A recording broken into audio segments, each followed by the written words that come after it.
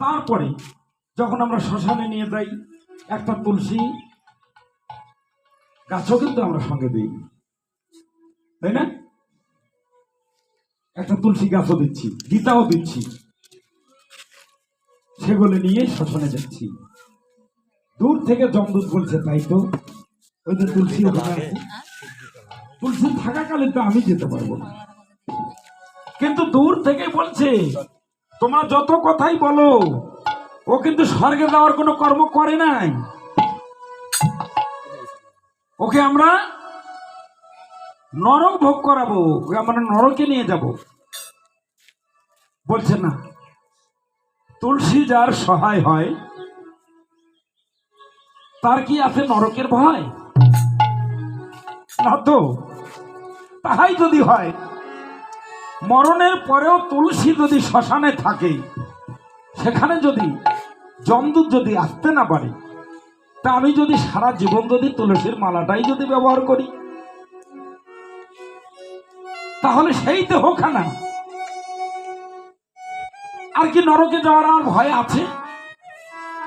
বলো তো মা, তোমরা তুলসী মালা পরবে কিনা? কথা দিলে তো?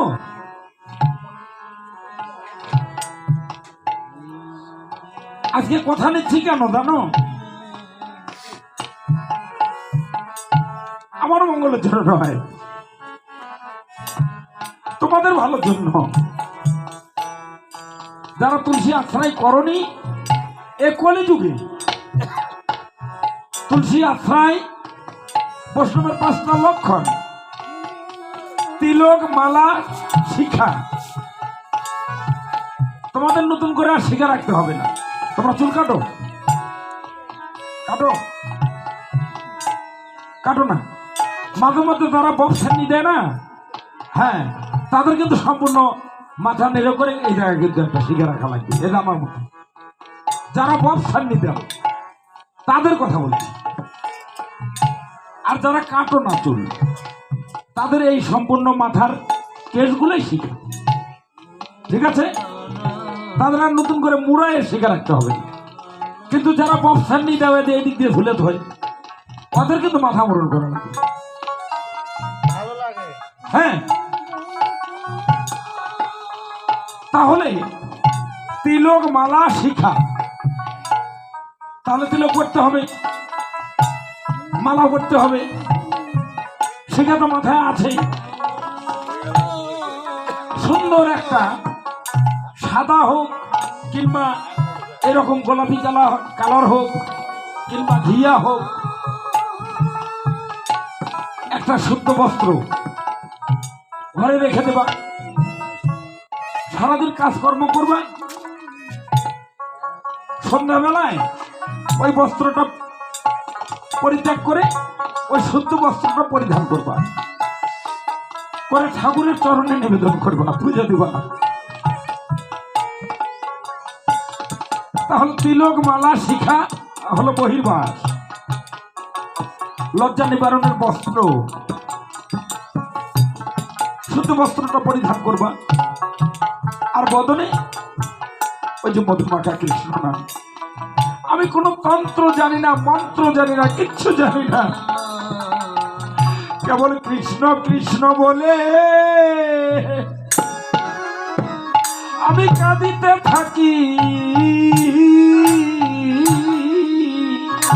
কেবল কৃষ্ণ কৃষ্ণ বলে আমি কাঁদিতে থাকি। আমি যেন কৃষ্ণ কৃষ্ণ বলি তোমায় ভজিতে ভজিতে থাকি। কৃষ্ণ বলে তোমায় ভজিতে থাকি। আমি যেন কৃষ্ণ কৃষ্ণ বলে আমি কাঁদিতে কাঁদিতে থাকি। আমি যেন কৃষ্ণ কৃষ্ণ বলে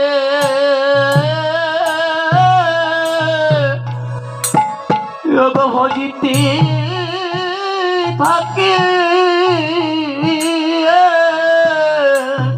তুমি আগেবার গৌরময় আমায় কৃপা করো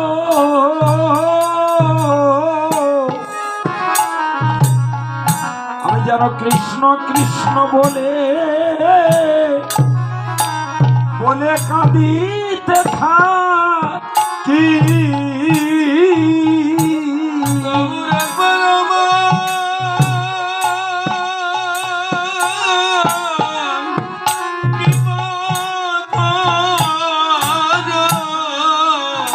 কৃষ্ণ কৃষ্ণ বলে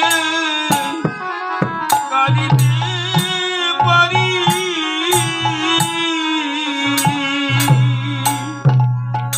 তার পরমাত্মা তুলসী আশ্রয় করি শ্মশানে কৃষ্ণ নাম জপছে শাস্ত্রে লিপিবদ্ধ আছে ওই শ্মশান থেকে যমদূতকে ঘুরেই যেতে হলো তুলসী আশ্রয় করেছে তাই যমদূত আসতে পারলো না এবার বিষ্ণুদূত সঙ্গে করে নিয়ে চলে গেল ভগবানের চরণে ভগবান বললেন যারা আমার তুলসীকে আশ্রয় করে যারা আমার ভক্ত সঙ্গ করে তারা কি আমার চরণ থেকে বঞ্চিত হয় তোমরা এসো এসো কেবল এই চরণে তোমরা এসো এসো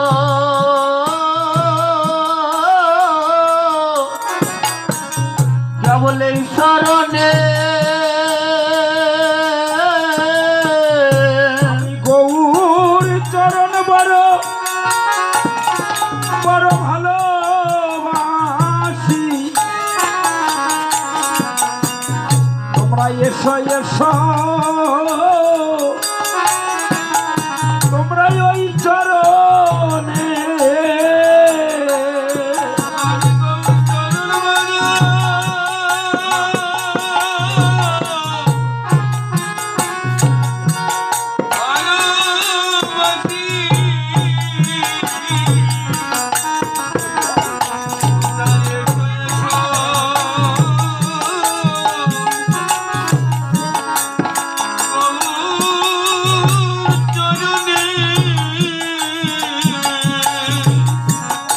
বৈষ্ণব পদকর্তা পদে বলিলেন আমায় চরণ ছাড়া ছাড়া করো না গো আমায় শরণ ছাড়া ওই গো করো না হে। আমায় চরণ ছাড়া ছাড়া করো না গো আমায় শরণ ছাড়া ওরে করো না গো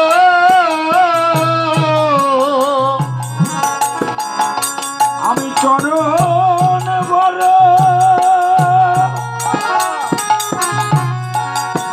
আমি চরণ বড় বড় ভালোবাসি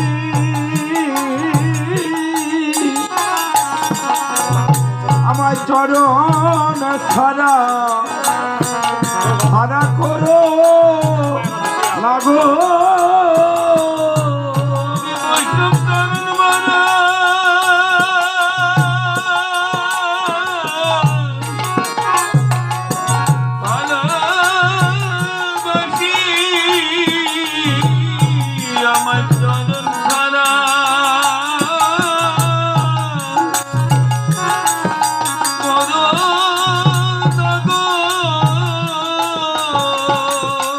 আমি ভক্ত চরণ বড়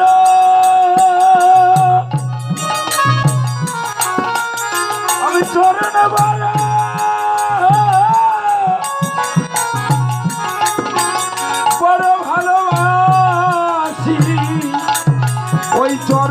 ছাড়া যেন যেন করো না গো চরণ ছাড়া করো না গো আমার চরণ ছাড়া